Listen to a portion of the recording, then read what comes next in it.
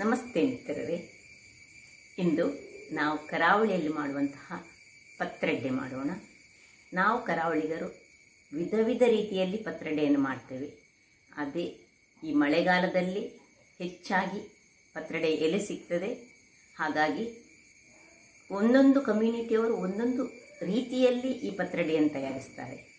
ಹಾಗಾದರೆ ಇವತ್ತು ನಾನು ಮಾಡುವ ಪತ್ರೊಡೆ ಹೆಚ್ಚಾಗಿ GSP ಕಮ್ಯುನಿಟಿಯವರು ಮಾಡುವಂತಹ ಒಂದು ಪತ್ರೊಡೆ. ಹಾಗಾದರೆ ಈ ಪತ್ರೊಡೆಯನ್ನು ಹೇಗೆ ಮಾಡುವುದು, ಏನೆಲ್ಲ ಸಾಮಗ್ರಿಗಳು ಬೇಕು ಎಂದು ನೋಡೋಣಲ್ಲವೇ? ವೀಕ್ಷಕರೇ, ಇವತ್ತು ಕರಾವಳಿ ಶೈಲಿಯ ಒಂದು ಬಗೆಯ ಪತ್ರೊಡೆ ಮಾಡುವ. ನಾವು ಕರಾವಳಿಯವರು ವಿಧ ವಿಧ ರೀತಿಯಲ್ಲಿ ಪತ್ರೊಡೆಯನ್ನು ಮಾಡ್ತೇವೆ. ಇದರಲ್ಲಿ ಇದು ಒಂದು ಶೈಲಿ. ಅದಕ್ಕೆ ನೋಡಿ, 1.5 ಗ್ಲಾಸ್ನಷ್ಟು ನಾನು ಬೆಳ್ತಿಗೆ ಅಕ್ಕಿಯನ್ನು ನೀರಿನಲ್ಲಿ ಹಾಕೊಂಡಿದ್ದೇನೆ. ಯಾವ ಬೆಳ್ತಿಗೆ ಸಾಕ್ತದೆ, ದೋಸೆ ಬೆಳ್ತಿಗೆ ಸಾಕ್ತದೆ, ಅಥವಾ ನೀವು ನಮ್ಮ ಕುಚ್ಚಲಕ್ಕಿ ಉಂಟಲ್ಲ, ಬಿಳಿ ಕುಚ್ಚಲಕ್ಕಿ, ಅದರಲ್ಲಿ ಸಹ ಮಾಡಬಹುದು. ಮತ್ತೆ 1.5 ಗ್ಲಾಸ್ನಷ್ಟು ಹೆಸರು, ಇಡೀ ಹೆಸರನ್ನು ನಾನು 6-7 ಗಂಟೆ ನೆನೆಸಿಟ್ಟಿದ್ದೇನೆ. ಇಲ್ಲಿ ಇದು ಸಹ 5-6 ಗಂಟೆ ನೆನೆಸಿಟ್ಟಂಥದ್ದು. ಇಲ್ಲಿ ಕಡಲೆಬೇಳೆ ಮಾತ್ರ ನಾನೀಗ 1 ಗಂಟೆ ಮೊದಲು ನೆನೆಸಿದ್ದು. ಕಡಲೆಬೇಳೆ 1 ಗ್ಲಾಸಿನಷ್ಟು ಬೇಡ, ಅರ್ಧ ಗ್ಲಾಸು ಸಾಕು ಕಡಲೆಬೇಳೆ. ಇದು 1.5 ಗ್ಲಾಸ್ ತೆಗೆದುಕೊಂಡಿದೆ. ಇದು ಯಾಕೆ ಹೇಳಿದರೆ, ಕೆಸುವಿನ ಎಲೆ ಸ್ವಲ್ಪ ತುರಿಸುವ ಗುಣವನ್ನು ಹೊಂದಿದೆ. ಅದಕ್ಕೆ ತಂಪು ಮಾಡಲಿಕ್ಕೆ, ಉಷ್ಣ ಸಹ ಅದು, ಅದಕ್ಕೋಸ್ಕರ ತಂಪು ಮಾಡಲಿಕ್ಕೆ ಹೆಸರು, ನೆನೆಸಿಟ್ಟ ಹೆಸರು. ಕೆಸುವಿನ ಎಲೆ ಹೇಗೂ ಬೇಕು, ಬೇಗ ತೆಗೆದಿಡಬೇಕು. ಒಂದು 5-6 ಗಂಟೆಗಳ ಮೊದಲೇ ತೆಗೆದಿಟ್ಟದನ್ನು ಬಾಡಿಸಿಕೊಳ್ಬೇಕು. ಮತ್ತೆ ಅದರದ್ದು ನೋಡಿ, ಹೀಗೆ ಇದರ ದಂಟು ಉಂಟಲ್ಲ, ದಂಟು ಪ್ಲಸ್ ಇದನ್ನು ತೆಗೆದುಕೊಳ್ಬೇಕು. ಹೀಗೆ ಇದರ ನಾರನ್ನು ತೆಗೆದುಕೊಳ್ಬೇಕು. ಹಾಗೆ ತೆಗೆದುಕೊಂಡಿಟ್ರೆ ಮಾತ್ರ ಕರೆಕ್ಟ್ ಆಗ್ತದೆ, ಇಲ್ಲದೆ ತುರಿಸ್ತದೆ. ಇನ್ನು ನೋಡಿ, ಮಸಾಲೆಗೆ ಒಂದು 6-7 ಬ್ಯಾಡಿಗೆ, ನಿಮಗೆ ಖಾರ ಸ್ವಲ್ಪ ಜಾಸ್ತಿ ಖಾರ ಬೇಕಿದ್ರೆ ಸ್ವಲ್ಪ ಹೆಚ್ಚು ಮೆಣಸು ತೆಗೆದುಕೊಳ್ಳಿ. 1 ಚಮಚದಷ್ಟು ಕೊತ್ತಂಬರಿ, ಅರ್ಧ ಚಮಚದಷ್ಟು ಜೀರಿಗೆ, ಒಂದು ದೊಡ್ಡ ನಿಂಬೆ ಗಾತ್ರಕ್ಕಿಂತ ಸಹ ದೊಡ್ಡದು ಹುಣಸೆ ಹುಳಿಬೇಕು. ಮತ್ತೆ ಒಂದು 5-6 ಮೆಂತೆ ಕಾಳುಗಳು, ಹೆಚ್ಚು ಬೇಡ ಮೆಂತೆ, ಸ್ವಲ್ಪ ಒಂದು 1/4 ಚಮಚದಷ್ಟು ಮೆಂತೆ ಕಾಳು. ಈಗ ಮೊದಲಿಗೆ ಒಂದು ಮಿಕ್ಸಿ ಜಾರನ್ನು ತೆಗೆದುಕೊಂಡು ಅದರಲ್ಲಿ ನಾವು ಈ ಎಲ್ಲ ಮಸಾಲೆಗಳನ್ನು ಸುರಿಗೆ ಹಾಕೋಣ. ಹುಳಿ, ಮಸಾಲೆ, ಮತ್ತೆ ತೆಂಗಿನ ತುರಿ. ನಾನು ತೆಂಗಿನ ತುರಿ ಹೇಳಿಲ್ಲ, ಕಾಣ್ತದೆ ನೋಡಿ, ತೆಂಗಿನ ತುರಿ ಒಂದು 100 ಗ್ರಾಮ್ಸ್ನಷ್ಟು ತೆಂಗಿನ ತುರಿ ಸುರಿಗೆ, ಅದು ಮತ್ತು ಈ ಅಕ್ಕಿ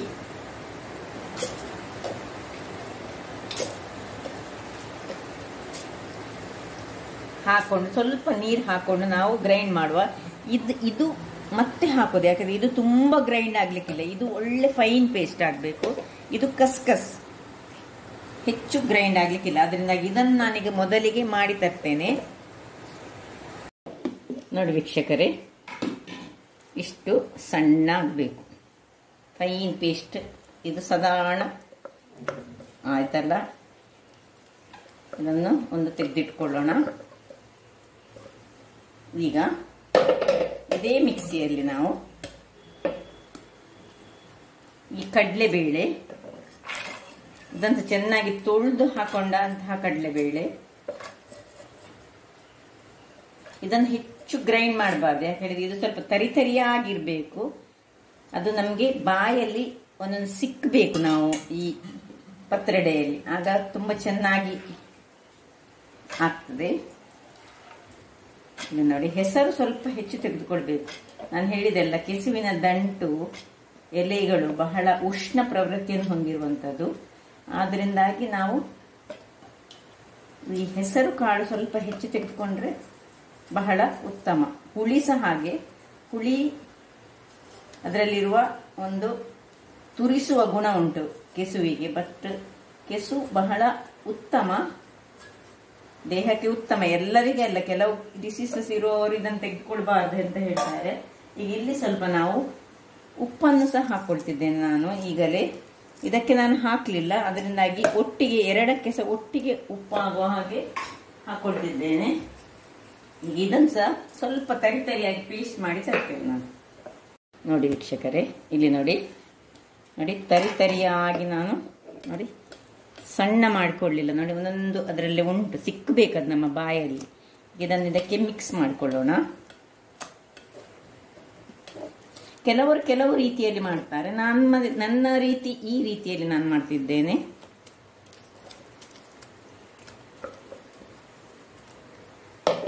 ನೋಡಿ ಈ ರೀತಿ ಆಗಿದೆ. ಈಗ ಇದನ್ನೆಲ್ಲ ಮಿಕ್ಸ್ ಮಾಡಿಕೊಳ್ಳೋಣ. ಈ ಹಂತದಲ್ಲಿ ನಾವು ಉಪ್ಪನ್ನು ನೋಡಿಕೊಳ್ಳೋಣ, ಎಷ್ಟು ಉಪ್ಪು ಸರಿ ಉಂಟಾ ಇಲ್ವಾ ಅಂತ.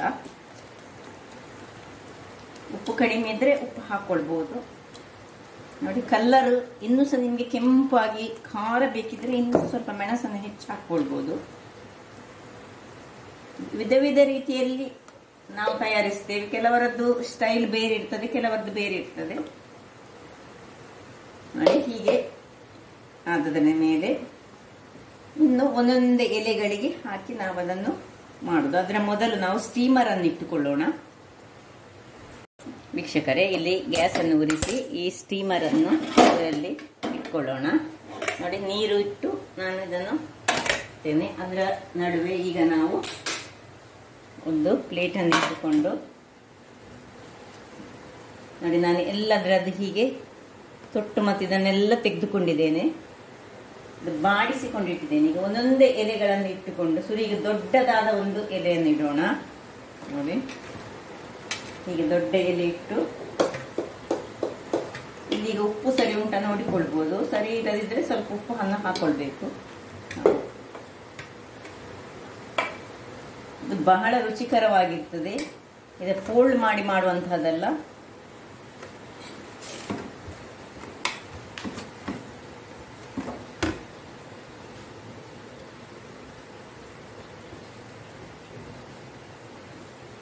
ತೆಳುವಲ್ಲಿ ಹಚ್ಚಿಕೊಳ್ಳುವುದು.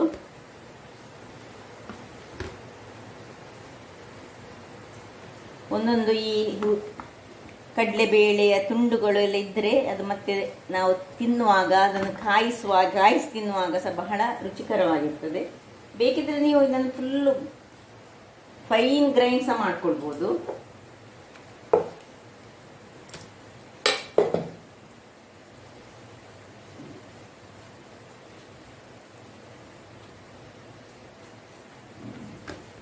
ತೆಳುವಲ್ಲಿ ಹೀಗೆ ಎಳೆದುಕೊಳ್ಬೇಕು.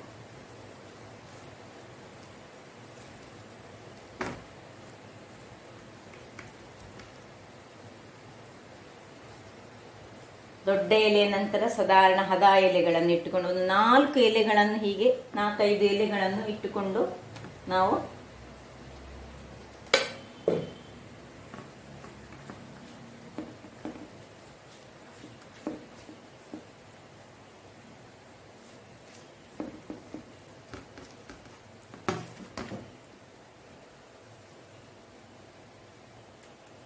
ಇದು ಟ್ರೆಡಿಷನಲ್ ಆಗಿ ನಮ್ಮದು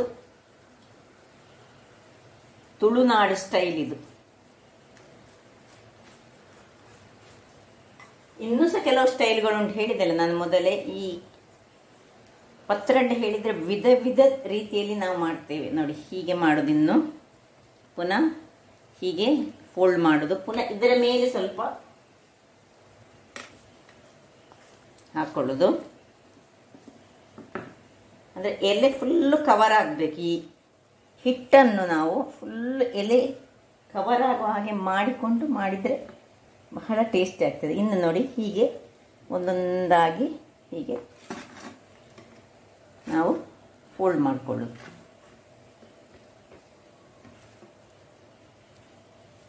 ಹೀಗೆಲ್ಲದನ್ನು ಸಹ ನಾನು ನೋಡಿ ಮಾಡ್ತೇನೆ. ಈಗ ನೋಡಿ ಹೀಗೆ ಮಾಡಿ ಈ ಸೈಡಿಗೆ ಸಹ ಸ್ವಲ್ಪ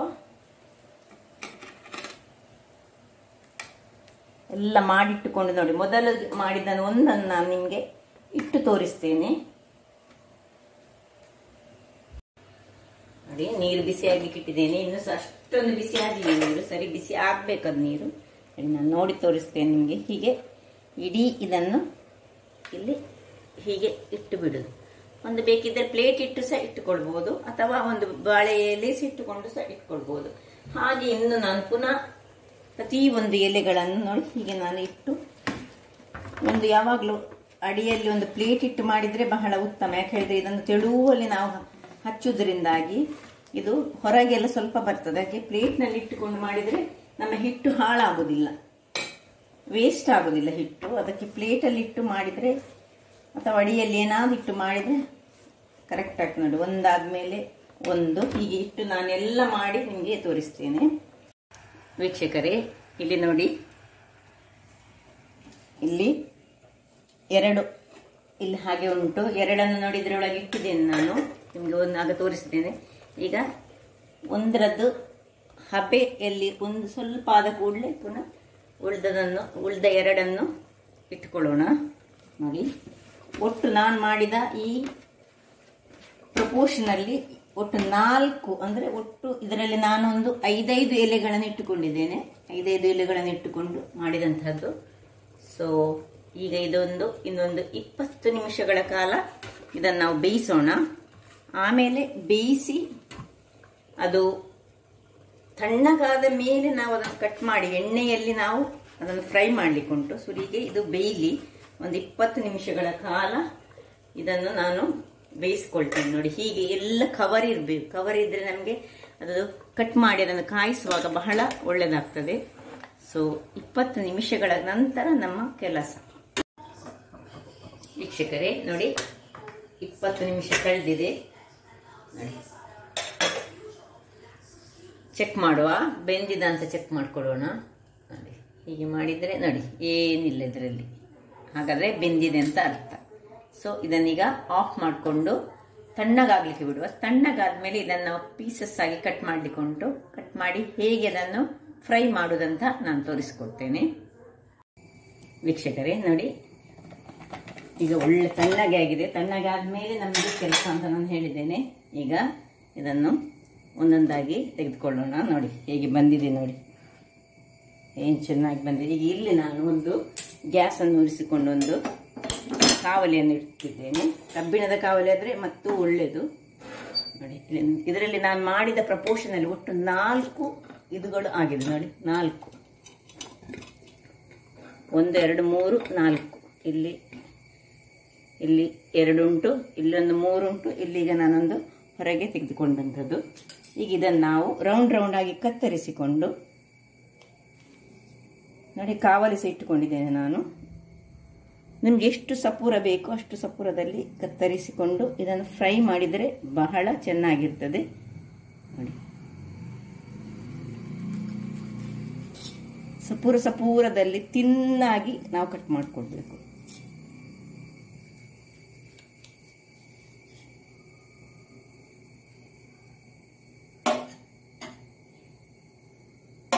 ಹೀಗೆ ಲೇಯರ್ ಆಗಿ ಇದು ಬರ್ತದೆ, ಕಾಣ್ತದೆ ನಿಮಗೆ ಒಳ್ಳೆ ಲೇಯರ್ಸ್.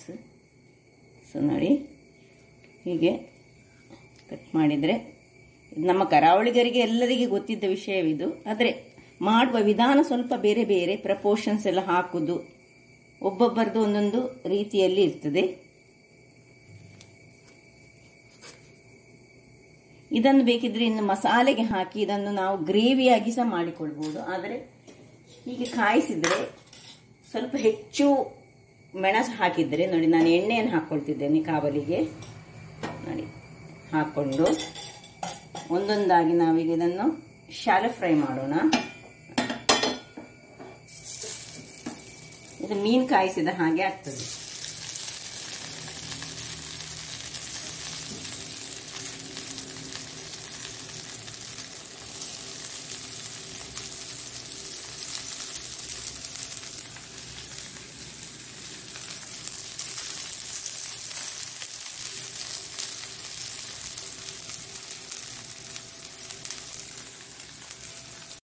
ನೋಡಿ ವೀಕ್ಷಕರೇ, ಇಷ್ಟನ್ನು ನಾನು ಇಟ್ಟುಕೊಂಡಿದ್ದೇನೆ. ಇಲ್ಲಿ ನೋಡಿ, ಉಳಿದದನ್ನು ಕಟ್ ಮಾಡಿ ಇಟ್ಟುಕೊಂಡಿದ್ದೇನೆ.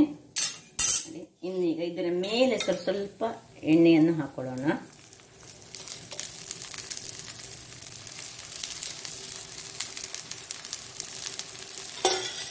ಹೆಚ್ಚು ಕಾಯಬೇಕಂತ ಏನಿಲ್ಲ, ಫ್ರೈ ಆದರೆ ನಮಗೆ ಸ್ವಲ್ಪ ಒಳ್ಳೆಯದಾಗ್ತದೆ. ನೋಡಿ ಹೇಗೆ ಬಂತು ನೋಡಿ.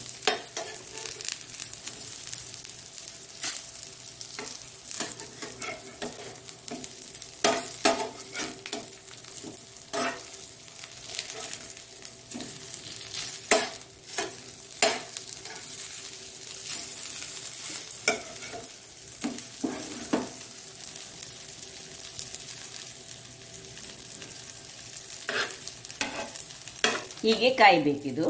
ನೋಡಿ ಕಲರ್ ಇಲ್ಲಿ ಬ್ರೌನ್ ಆಗಬೇಕು. ಎರಡು ಸೈಡ್ಸ್ ಚೆನ್ನಾಗಿ ಕಾದ ಮೇಲೆ ನಾವು ತೆಗೆದು ಇನ್ನೊಂದನ್ನು ಹಾಕೊಳ್ಳೋದು. ಹಾಗೆ ನೋಡಿ ವೀಕ್ಷಕರೇ, ಹೀಗೆ ಎರಡು ಸೈಡ್ಸ್ ಚೆನ್ನಾಗಿ ನೋಡಿ ಹೀಗೆ ಕಾಯಬೇಕಿದು.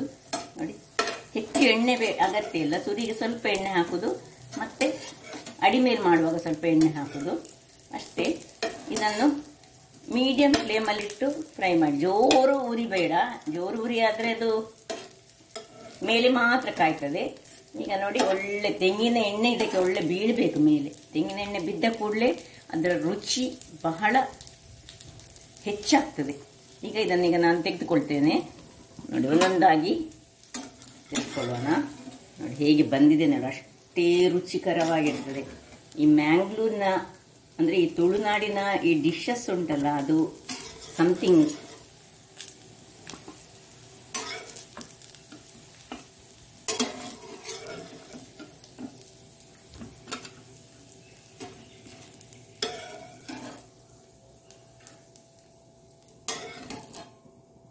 ಹೀಗೆ ಬಂತು ನೋಡಿ ಒಂದೊಂದು. ಈಗ ನಾನು ನೋಡಿ ಇದು ಇನ್ನು ಪುನಃ ಸ್ವಲ್ಪ ಎಣ್ಣೆಯನ್ನು ಹಾಕೊಂಡು ಇನ್ನೊಂದು ಬ್ಯಾಚನ್ನು ಹಾಗೆ ಫ್ರೈ ಮಾಡ್ತೇನೆ. ನೋಡಿ ಹೆಚ್ಚು ಎಣ್ಣೆ ಅಗತ್ಯ ಇಲ್ಲ ಇದಕ್ಕೆ. ನಿಮಗೆ ಬೇಕಿದ ಹಾಗೆ ಎಣ್ಣೆಯನ್ನು ಈಗ ಉರಿ ಸ್ಟಾರ್ಟಿಗೆ ಮಾತ್ರ ಜೋರು ಉರಿಯನ್ನು ಇಟ್ಕೊಳ್ಬೇಕು. ನೋಡಿ ನೋಡಿ ಇಷ್ಟು ಸಪೂರ ಸಪೂರ ಪೀಸಸ್. ಸೆಕೆಂಡ್ ಟೈಮ್ ಮಾಡುವಾಗ ನಾನು ಸಪೂರ ಪೀಸಸ್ ಮಾಡ್ಕೊಂಡಿದ್ದೇನೆ ನೋಡಿ.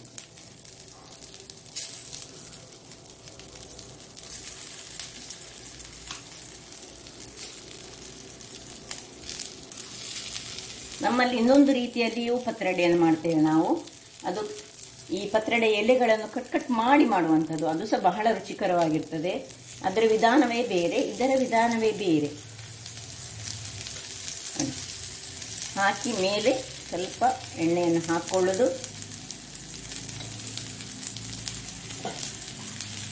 ಶಾಲೋ ಫ್ರೈ, ಡೀಪ್ ಫ್ರೈ ಮಾಡಲಿಕ್ಕೆ ಇಲ್ಲ. ಮತ್ತೆ ಹೆಚ್ಚು ಎಣ್ಣೆ ಬೇಕಿದ್ದವ್ರು ಹೆಚ್ಚು ಎಣ್ಣೆ ಹಾಕೊಳ್ಬೋದು. ಯಾಕೆ ಇಷ್ಟು ಎಣ್ಣೆ ಸಾಕಾಗ್ತದೆ ಬೇಕಾದರೆ. ನೋಡಿ ಇದು ಹೀಗೆ ಕಾಯ್ತಾ ಇರಲಿ. ಇಲ್ಲಿ ಉಳ್ದದ ಹಾಗೆ ಉಂಟು. ಅದನ್ನು ಎಷ್ಟು ಒಂದು ದಿವಸ 2 ದಿವಸ ಸಹ ಇಟ್ಕೊಳ್ಬೋದು ನಾವು ಫ್ರಿಜ್ಜಲ್ಲಿ ಇಟ್ಕೊಂಡು. ನೋಡಿ ಏನು ಚೆನ್ನಾಗಿ ಬಂದಿದೆ ನೋಡಿ. ಹೇಗೆ ಒಂದು ಅಂಜಲ್ ಫ್ರೈಯ ಹಾಗೆ ಉಂಟು. ಹಾಗಾದರೆ ವೀಕ್ಷಕರೇ ನೋಡಿದ್ರಲ್ಲ, ಸ್ವಲ್ಪ ಕೆಲಸ ಆಗ್ತದೆ ಇದು ಮಾಡಲಿಕ್ಕೆ, ಬಟ್ ಬಹಳ ರುಚಿಕರವಾದ ಈ ಒಂದು ಪತ್ರೊಡೆ, ರೌಂಡ್ ಪತ್ರೊಡೆ ಹೇಳ್ತೇವೆ ನಾವು ಇದಕ್ಕೆ. ಇದನ್ನು ಹೀಗೆ ಮಾಡುವುದನ್ನು ನೋಡಿದ್ರಲ್ಲ. ಹಾಗಾದರೆ ನನ್ನ ಈ ಕುಕಿಂಗ್ ಚಾನಲ್ ನಿಮಗೆ ಇಷ್ಟ ಆದರೆ ಬೋಳೂರು ಸುವರ್ಣ ಚಾನಲನ್ನು ಲೈಕ್ ಮಾಡಿ, ಶೇರ್ ಮಾಡಿ ಹಾಗೂ ಸಬ್ಸ್ಕ್ರೈಬ್ ಮಾಡಿ. ಹಾಗೂ ನನ್ನ ಇನ್ಸ್ಟಾಗ್ರಾಮ್ ಪೇಜನ್ನು ಫಾಲೋ ಮಾಡಿ. ಧನ್ಯವಾದಗಳು.